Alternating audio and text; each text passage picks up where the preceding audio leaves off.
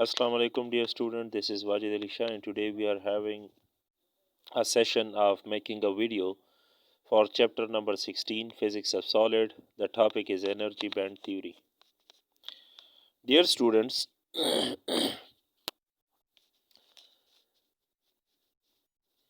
related to this topic, we have another theory or concept related to the properties of matter. As in physics of solid, we will discuss the properties of the solid materials like mechanical properties, electrical properties, optical properties, magnetic properties. So, this is one of the properties that we can classify the solid materials into conductors, insulators, and semiconductor based on the properties of their conduction of the electric current, whether they are conducting the current or not. So, to explain those concepts, we have two theories. One theory is called energy band theory, another is free electron theory. So, before going into the details of energy band theory, let us briefly explain free electron theory. According to this theory, we can classify the conductors, insulator, and semiconductor based on the concept of the free electrons. Dear students, first of all, what is a free electron? Free electron is that electron which is getting free from its respective atom, and it is free to move anywhere inside the body of the specimen. In contrary to the free electron, we have another term which is called the bound electron. The electrons which are tightly or loosely bound to the atoms, to their respective atoms. And electrons will be revolving around the nucleus in specific orbits. Those electrons are called bound electron, and when an electron gets energy from surrounding in any form of energy, so it gets rid of its own atom, it is ionized, and that electron can move freely inside the specimen of the conductor, anywhere inside the conductor. Electron which is free from its respective atom and it is moving all around in the conductor is called free electron. So, based on the free electron theory, we can define the conductors as maximum number of the free electrons. Conductors are having maximum number of free electrons. Where those electrons are coming from? All the free electrons are coming from their respective atoms. They are the most energetic electrons coming out of their atoms, and they move anywhere inside the conducting body, randomly here and there. Then we have an insulator which is having zero number of the free electron. Insulators are those materials which are not able to conduct electric current whenever a battery is applied or potential difference is applied to the specimen. Because it is having zero number of the free electrons, it means all the electrons are tightly or loosely bound to the respective atoms, and all the electrons will be revolving around the nucleus in their respective atoms, and no electron will be getting free of its atom. So, number of the free electrons in insulator is zero. Now, we have a third type of the material which is called the semiconductors. In semiconductors, we have the number of the free electrons. It lies between the conductors and insulators. For example, if we have 100 electrons, free electrons in a conductor, and zero free electron in insulator, so semiconductor will be having 50 free electrons. we can make we can convert semiconductor into the insulator at low temperatures, and we can also make the semiconductor as a conductor at high temperatures. Okay, so this is a brief introduction of the conductor, insulator, and semiconductor based on the free electron theory. Now we have energy band theory.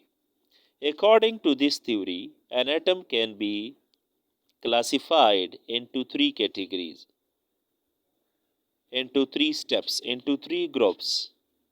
A single atom inside a specimen of solid we can classify based on the energy of the electron into three groups. First one is called the valence band, another is conduction band, and the third one is forbidden band or forbidden region. Valence band are those areas of an atom where electron can easily revolve around the nucleus, like the orbits, the shells, the subshells. They are the valence bands. Then we have conduction band. Conduction band is that shaded area given in the diagram. As you can see in the diagram, the shaded area where we have free electrons roaming here and there, and we, whenever some electric field or battery is connected to the conductor, so current take place in the conduction band. So that is called conduction band, the area where the free electrons are here and they are available to conduct the current is called conduction band. Now, the third one is forbidden region or forbidden band. All those areas, according to the Bohr model, that electron can revolve only in few allowed orbits, in which the electron can move uh, around the nucleus, are called valence, where electrons are getting free or conduction, and all those areas are regions where electron is cannot reside, cannot revolve, cannot stay, is called forbidden region, like the distance between the two orbits. So electron cannot reside, cannot stay there in forbidden region. Electron can only be orbiting around the nucleus, or they can be residing in the conduction band. Okay. So we can explain the concept of the conductors, insulators, and semiconductor based on the three bands: valence band, conduction band, and forbidden band. So, first of all, let us come to the conductor group. Conductors. Those solids which have zero or negligible energy gap between the valence and conduction band. A very simple idea is there. For example, inside an atom, come back to the previous diagram, this one. For example, at normal temperature, the electrons are revolving around the nucleus and they normally move around the nucleus in specific orbits. A very simple idea is their electron needs energy from any external source to get rid of its own nucleus and to become free in the conduction band and to become available for the conduction of the current in conduction band. So we have one energy of the orbit, another energy of the conduction band. So there is an energy difference between the valence and the conduction band. So for conductors, let us this is energy level of the conduction band and this is energy level of the valence band, and this small portion, this is, I think it is the difference of the energy.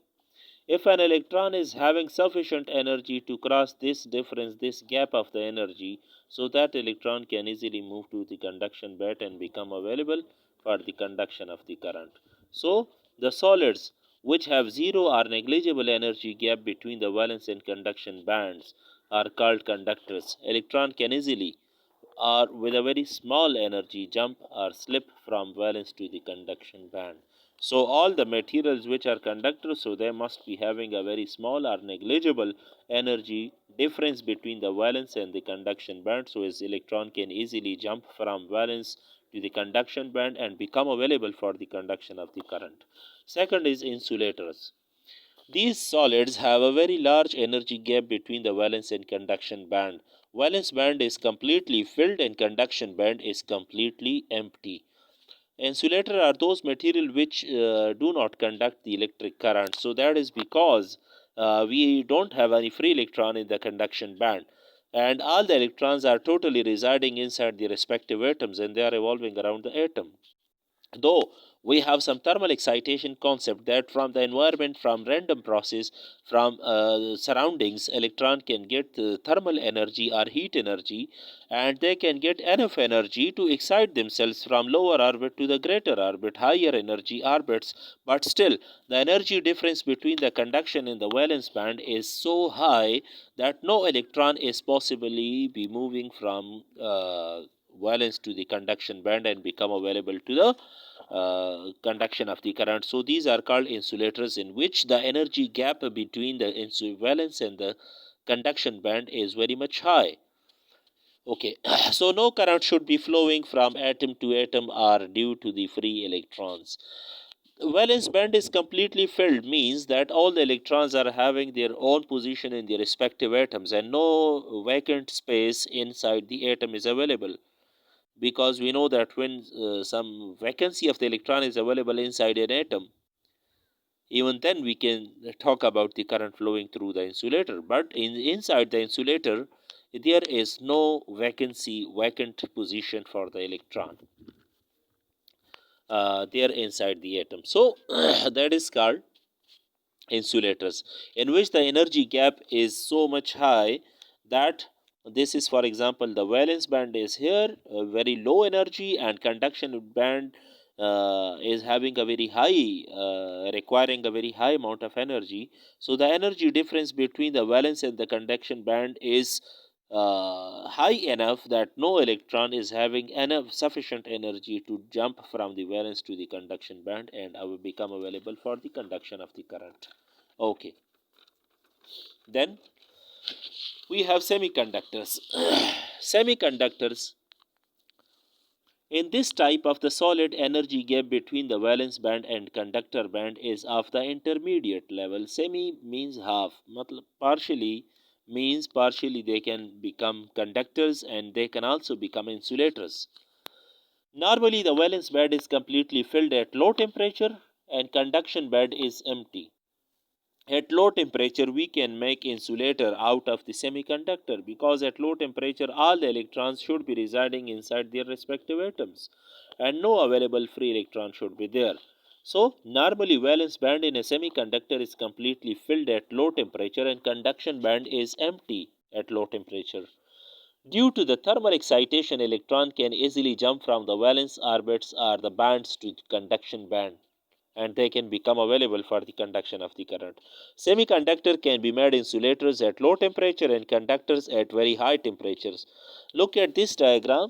For example, this is valence band, this is conduction band, it is low energy region and this is high energy region. So electrons which are having energy, sufficient energy to cross this energy difference, and they can jump easily to the conduction band at higher temperature, so they can become conductors. And at low temperature, all the electrons which are there inside the conduction band, at low temperature the electrons are losing their energy and they will come back to the valence band easily. So normally, the valence band is completely filled at low temperature and conduction band is empty for semiconductor at low temperature. So, as we are increasing the temperature of the semiconductors, so more and more electron will be acquiring enough energy to shift to jump from the valence band to the conduction, and the material will slowly and gradually it will be becoming the conductors, and these electron in the conduction band will be available for their conduction of the current. So this was energy band theory. Based on these three energy band theories, we can explain conductors, semiconductor, and insulators. Okay, ji. Related to this topic, we have another concept which is called the superconductors. Materials which can conduct the current with zero resistance are called the superconductors. All those material which are having zero resistance is called superconductor. We have a term here, terminology, that is the critical temperature. Related to this critical temperature, we can say that superconductors cannot, as we have seen that same semiconductors can be made conductors or insulators based